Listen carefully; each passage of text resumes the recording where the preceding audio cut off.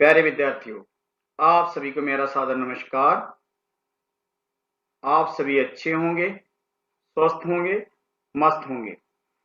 मैं डॉक्टर हरिभजन प्रियदर्शी, प्रवक्ता हिंदी, राजकीय कन्या वरिष्ठ माध्यमिक विद्यालय मलोट, आज 11वीं कक्षा के विद्यार्थियों के लिए आदिकाल की विशेषताएं लेकर उपस्थित हुआ हूं।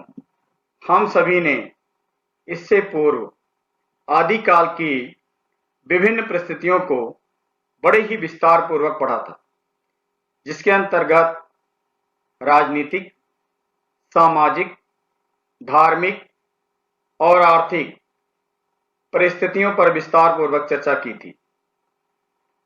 और जिस युग की जैसी परिस्थिति होती है बच्चों, उसी प्रकार उसका साहित्य लिखा जाता है और उस युग की वैसी ही विशेषताएं होती हैं।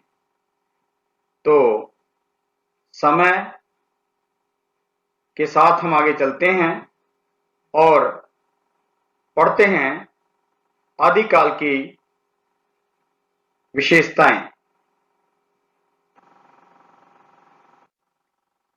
प्यारे बच्चों, हिंदी साहित्य के इतिहास में सन 1000 ईस्वी से 1335 तक के लगभग 325 वर्षों के काल को आदिकाल कहा जाता है।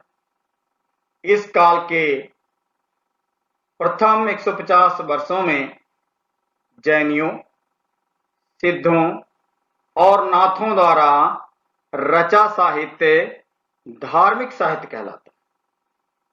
दूसरे 175 वर्षों में चारण भाड़ कवियों द्वारा अपभ्रंश मिश्रित हिंदी, पुरानी हिंदी में रासो ग्रंथ रचे गए।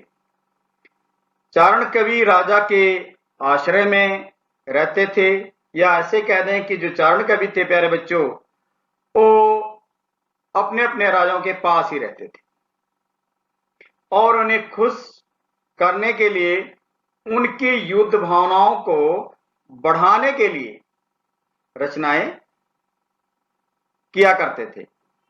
इन रचनाओं को रचित काव्य के नाम से जाना जाता है। तो प्यारे बच्चों, इस प्रकार हमने देखा कि प्रारंभ में जो आदिकाल में है साहित्य जो लिखे गए हैं, वो जैनियों, सिद्धों और नाथों द्वारा लिखा गया। चारण कवियों द्वारा रचित वीर गाथा साहित्य को रासो नाम दिया गया। रासो शब्द की उत्पत्ति रास से हुई, जिसका अर्थ है नृत्य, गीत प्रधान रूपक। इन रासों ग्रंथों में पृथ्वीराज रासो, हमीर रासो, खुमान रासो, बिसलदेव रासो आदि ग्रंथ अत्यंत प्रसिद्ध हैं। इन ग्रंथों के अध्ययन से इस काल के साहित्य की जो प्रवृत्तियां सामने आई हैं, उनका विवेचन इस प्रकार है। तो प्यारे बच्चों, क्रमवार जो इस युग की विशेषताएं हैं उनको हम पढ़ेंगे और समझेंगे भी, ताकि आपको परीक्षाओं के दौरान किसी भी कठिनाई का सामना ना करना पड़े। तो हम क्रमवार पढ़ते हैं क्या? आदिकाल की प्रवृत्तियां अथवा विशेषताएं। तो चलो हम आगे चलते हैं प्यारे बच्चों। सर्वप्रथम जो विशेषता है इस युग की, वो है आश्रयदाताओं की प्रशंसा। एक कहावत कही गई है प्यारे बच्चों, जिसकी खाइए बाजरी उसकी भरिए हाजिरी। तो बिल्कुल सही है, और ये पंक्ति इस काल के कवियों पर पूरी सटीक बैठती है, क्योंकि जिसने दिया आश्रय उसी की प्रशंसा का गुणगान किया इस युग के कवियों ने। तो सही कहा गया, जिसकी खाइए बाजरी उसकी भरिए हाजिरी। तो देखो क्या विशेषता है। रासो ग्रंथों के रचयिता चारण कवियों ने अपने अपने आश्रयदाताओं की प्रशंसा बहुत बढ़ा चढ़ाकर की है। वस्तुतः उनका उद्देश्य अपने राजा की श्रेष्ठता, वीरता आदि का वर्णन करना रहा है। इससे वह उनके कृपा पात्र बन जाते थे। इसलिए उन्होंने अपनी रचनाओं में आश्रयदाता राजाओं के उन गुणों का भी चित्रण किया जो उनमें नहीं थे। क्या अच्छा किया? नहीं। जो गुण नहीं है उनका भी गुणगान करना ठीक नहीं था, लेकिन ऐसा किया इस युग के कवियों ने। प्यारे बच्चों, आगे देखते हैं और क्या करते हैं। दूसरी विशेषता जो है प्यारे बच्चों, वो आई है संकुचित राष्ट्रीय भावना। देखो, हम भारत वर्ष के नागरिक हैं, तो भारत का गुणगान करना हमारा सर्वप्रथम कर्तव्य बनता है। लेकिन इस युग के जो विद्वान हुए, कवि हुए, उनकी जो सोच थी राष्ट्र के प्रति, वो बड़ी तुच्छ थी, इतनी अच्छी नहीं थी, संकुचित थी। और संकुचित जब हो आदमी का तो क्या होता है? घर में बंटवारा हो जाते हैं। तो वही हाल इस युग के कवियों का भी था। उनका दायरा राष्ट्र के प्रति विशाल नहीं रहा, राष्ट्र के प्रति उनकी सोच छोटी रही है। तो हम देखते हैं संकुचित राष्ट्रीय भावना को। प्यारे बच्चों, आदि काल में देश छोटे छोटे टुकड़ों में बटा हुआ था, छोटी छोटी रियासतें हुआ करती थी। प्यारे बच्चों, जब हमारा देश आजाद हुआ तो बहुत सारी रियासतें थी, और जिसको एकत्रित करके एक भारत का निर्माण किया गया, और इसका कार्य सरदार वल्लभ भाई पटेल ने किया। तो हम देखते हैं आदिकाल में देश छोटे छोटे टुकड़ों में बटा हुआ था। प्रत्येक कवि, अब राज्य छोटे छोटे हैं तो बहुत सारे राजा हुए, और बहुत सारे राजा हुए तो उनके बहुत सारे आश्रयदाता कवि भी हुए। तो प्रत्येक कवि अपने राज्य की सीमाओं को स्वतंत्र राष्ट्र मानता था। दूसरे देशी राज्य को भी वो विदेशी भावना से देखता था। यही तथ्य उनकी संकुचित राष्ट्रीय भावना को दर्शाता है। पृथ्वीराज चौहान पर आक्रमण के लिए मोहम्मद गौरी को निमंत्रण देने वाला जयचंद जैसे देशद्रोही राजाओं की प्रशंसा में लिखना इन कवियों की संकुचित राष्ट्रीय भावना का प्रमाण है।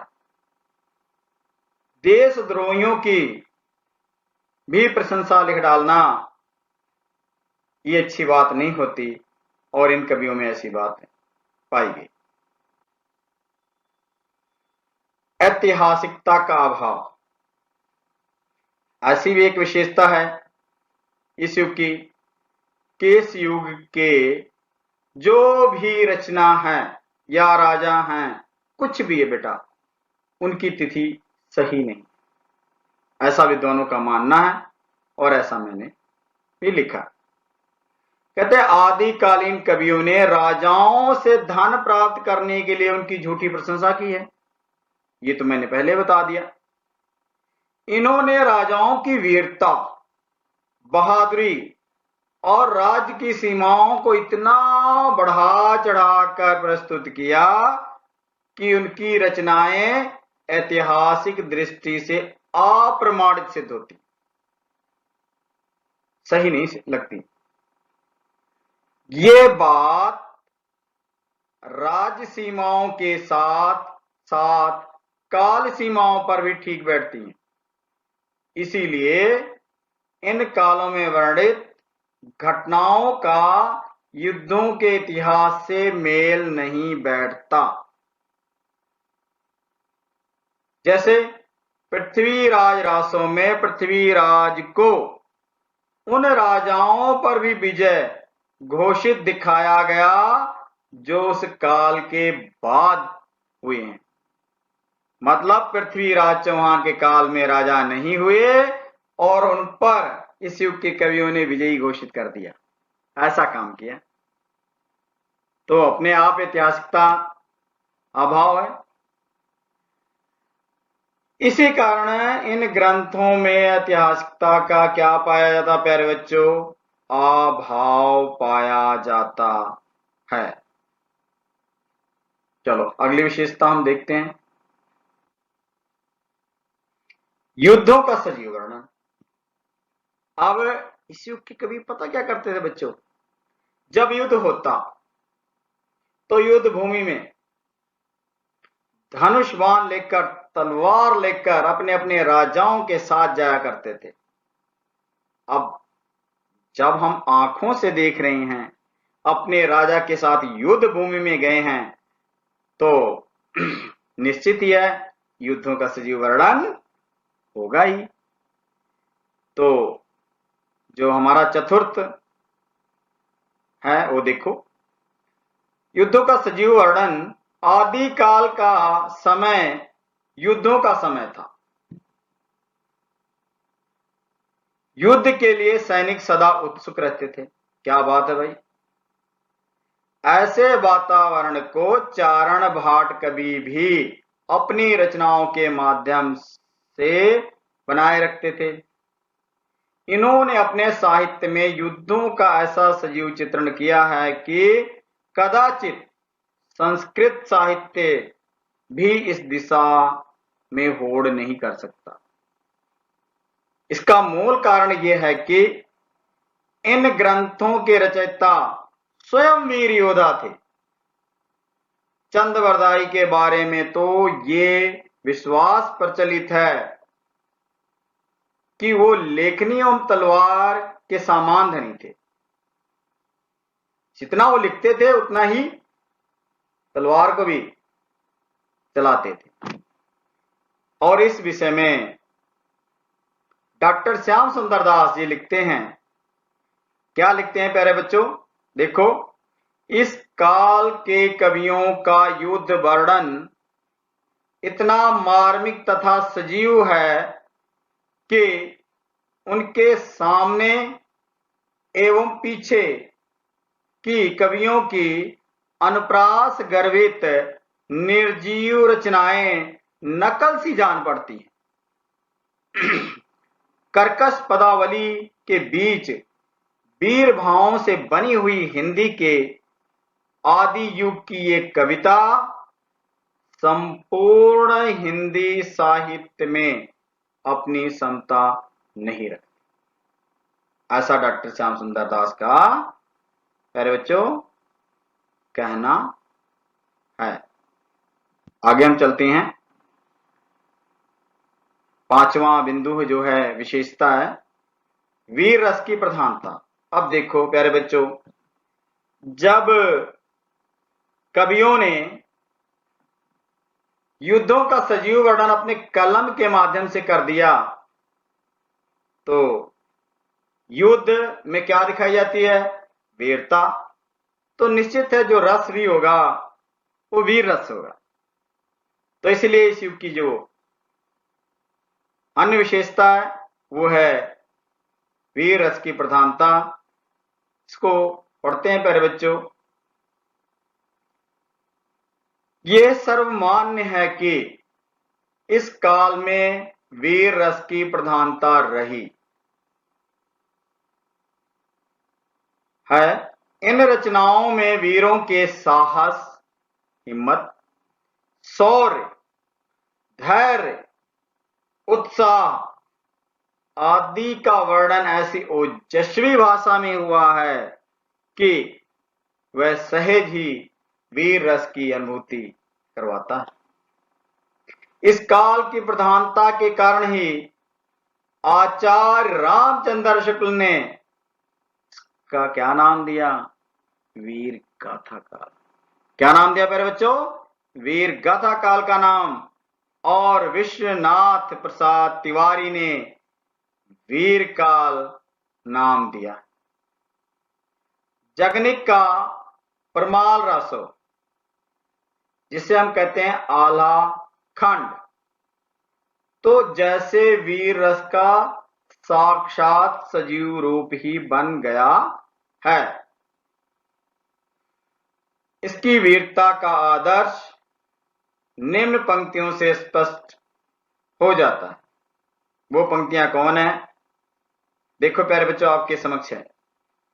12 बरस ले कुकुर जिए और 13 ले जिए सियार, बरस 18 छत्री जिए आगे जीवन को धिक्कार। क्या बात!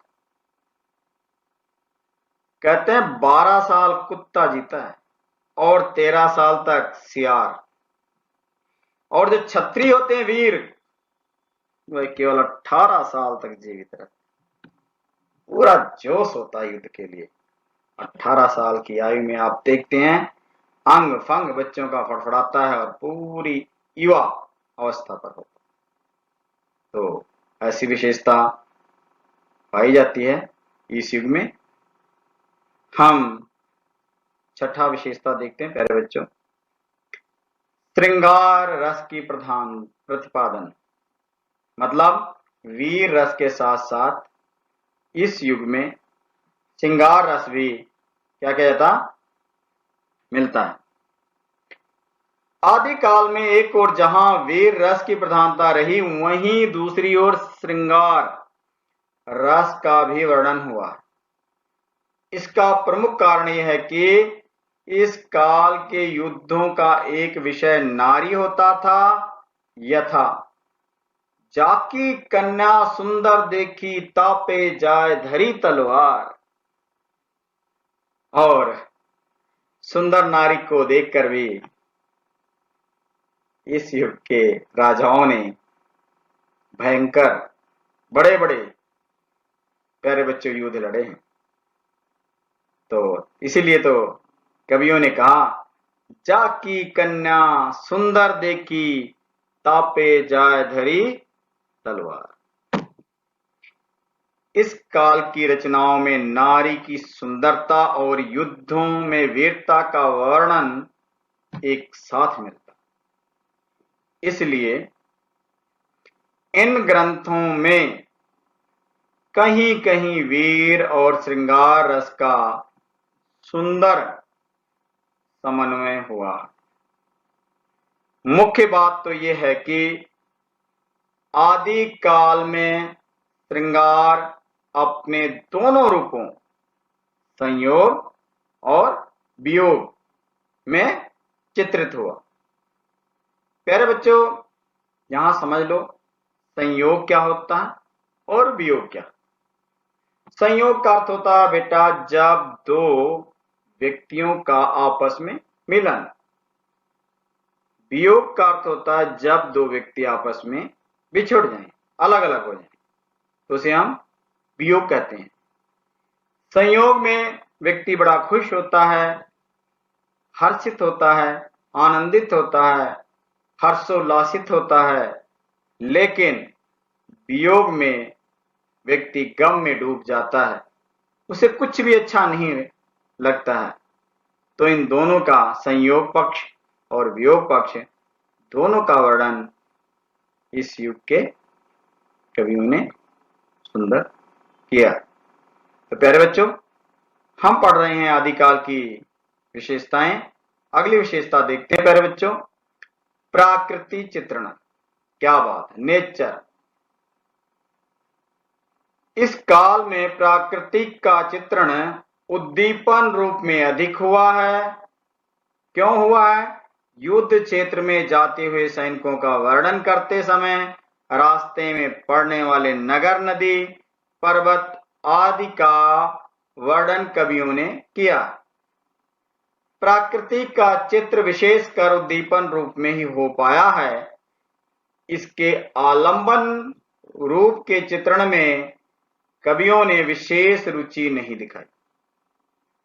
पृथ्वीराज रासो, खुमान रासो का खस्त ऋतु वर्णन व बिसल देव रासो में 12 मासा वर्णन बड़ा सुंदर बन पड़ा। और इन दोनों में 12 मासा में, और जैसे आप देख रहे हैं खस्त ऋतु वर्णन, तो खस्त ऋतु वर्णन मतलब ऋतुओं का प्रकृति का जहां सुंदर चित्रण किया जाए। आगे हम चलते हैं प्यारे बच्चों। काव्य विधा या काव्य रूप। काव्य विधा या काव्य रूप। आदिकाल की रचनाओं में मुख्यतः दो रूप मिलते हैं, प्रबंध और मुक्तक। पृथ्वी राज रासो, परमाल रासो, जय यमक, जस चंद्रिका, संदेश रासक आदि प्रबंध काव्य। खुसरो की पहेलियां, विद्यापति की पदावली, प्राकृत, पेंगलम आदि रचनाएं मुक्त काव्य के अंतर्गत आती हैं। नरपत नल्ला का विसल देव रासो मुक्त और वीर गीति काव्य। गीति काव्य का अर्थ होता बेटा उन रचनाओं को जिनको हम गा सकते हैं और गाकर बोलते हैं। तो अधिकतर इस युग के जो कवि हुए हैं बेटा वो गीति काव्य से ही संबंधित हैं। सभी ने वीरता को गाया है, तो ये विशेषता इसमें पाई जाती है। परंतु इसमें कथा सूत्र भी मिलते हैं। इनके इस अतिरिक्त आदिकाल में काव्य रचना के साथ साथ गद्य रचना की दिशा में भी कुछ स्फुट प्रयास हुआ है। राहुल वेल, उक्ति व्यक्ति प्रकरण और वर्ण रत्नाकर गद्य इस युग की उल्लेखनीय रचनाएं।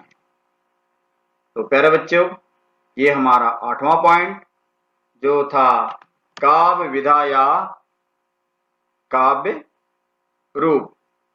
आगे हम चलते हैं प्यारे बच्चों और पढ़ते हैं। प्यारे बच्चों, जो अन्य विशेषता आदिकाल की है वह है छंद। आदिकाल साहित्य में अनेक छंदों का प्रयोग हुआ। अकेले पृथ्वीराज रासों में 68 अर्थात 68 प्रकार के छंदों का प्रयोग हुआ, केवल पृथ्वीराज रासों में। प्यारे बच्चों,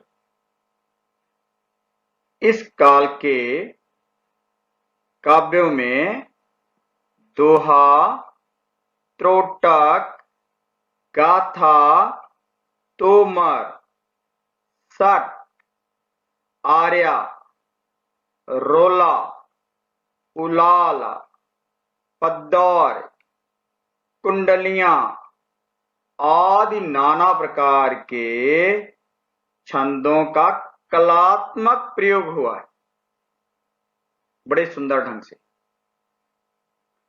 इन छंदों में सबसे बड़ी विशेषता ये है कि सर्वत्र हर जगह इनका भावानुकूल प्रयोग हुआ है। जैसे भाव आगे उसी प्रकार के छंद प्रयोग किए गए। हंसने की बारी आई तो उस प्रकार के छंद का प्रयोग किया।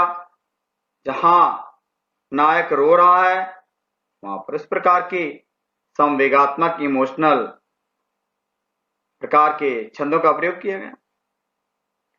और इसी विशेषता को लक्ष्य कर डॉक्टर हजारी प्रसाद द्विवेदी ने पृथ्वीराज रासों के संबंध में लिखा है। रासों के छंद जब बदलते हैं तो श्रोता के मन में प्रसंगानुकूल नवीन कंपन पैदा करते। तो ये हमारा 9वां बिंदु एवं विशेषता थी। हम अगली विशेषता की ओर आगे बढ़ते हैं प्यारे बच्चों और पढ़ते हैं। अगली विशेषता क्या है? भाषा के विविध रूप। जैसे छंद बहुत सारे प्रकार के प्रयोग किए गए, उसी प्रकार भाषा भी ना बहुत सारे प्रकार के प्रयोग किए। तो देखते हैं, आदिकालीन रचनाओं में अधिक डिंगल पिंगल भाषा का प्रयोग हुआ। कौन सी? डिंगल और पिंगल भाषा का प्रयोग हुआ। ये राजस्थान की साहित्यिक भाषाएं हैं। कहां की दोनों भाषाएं हैं? राजस्थान की। डिंगल वीर भावों के लिए सर्वाधिक उपयुक्त भाषा है। डींग मारना, डिंगल भाषा याद रहेगा ना, डींग मारना, बड़ी बड़ी हाँकनी।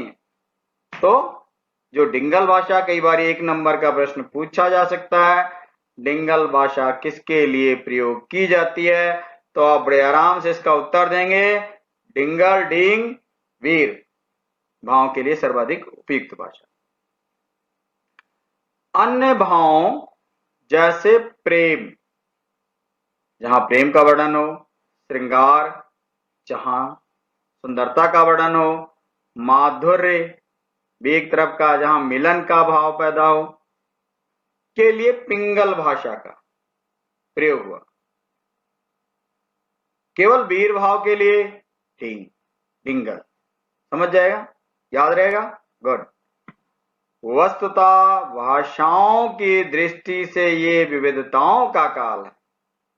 भाषाओं की दृष्टि से यह विविधताओं का काल है। इस काल में मुख्य रूप से 5 भाषाओं की रचना प्राप्त होती। कितनी? 5 भाषा। और वो कौन कौन सी हैं प्यारे बच्चों? नंबर 1 अपभ्रंश। कहां से निकली है? पाली, प्राकृत। प्राकृत से क्या निकली? अपभ्रंश। डिंगल, अभी समझाया आपको। खड़ी बोली, जो दिल्ली के एरिया में बोली जाती है उसे हम कहते हैं खड़ी बोली।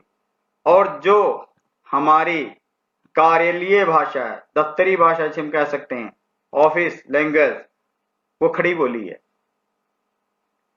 और खड़ी बोली को खड़ी बोली क्यों कहा जाता है? हिंदी को खड़ी बोली इसलिए कि हर प्रत्येक अक्षर में थोड़ी सी खड़ी पाई जाती। ब्रज भाषा, ब्रज प्रदेश के इलाके में जो बोली जाती है, ब्रज भाषा। मैथिली अपभ्रंश भाषा से निकलती हिंदी में सिद्धों, जैनों और नाथों ने अपने साहित्य की रचना की। प्राय सभी रासो काव्य डिंगल भाषा में लिखे गए, परंतु इनमें पिंगल का मिश्रण है। साथ में किसका मिश्रण है? पिंगल का। खड़ी बोली और ब्रज भाषा का रूप अमीर खुसरों की पहेलियों और मुक्करियों में देखने को मिलता। और मैथिली भाषा का व्यवहार विद्यापति की पदावली में। तो विद्यापति की पदावली बहुत ही मशहूर रचना है, जिसे हम स्वरबद्ध गीतबद्ध गा सकते हैं। चाहे वो किसी की भी पदावली है, वो स्वरों में ही प्यारे बच्चों गाई जाती है। तो प्यारे बच्चों, इस प्रकार हमने आदिकाल की विभिन्न विशेषताओं को पढ़ा है, समझा है, आपको समझाया है। मुझे पूरी उम्मीद है कि ये विशेषता आप बड़े ही सरल और सहज भाव से कंठस्थ कर लेंगे। और यहीं पर मैं आप सभी से विदा चाहता हूं। आप सभी का हार्दिक धन्यवाद। हम फिर मिलेंगे एक नए विषय के साथ। धन्यवाद प्यारे बच्चों, बहुत बहुत। पंजाब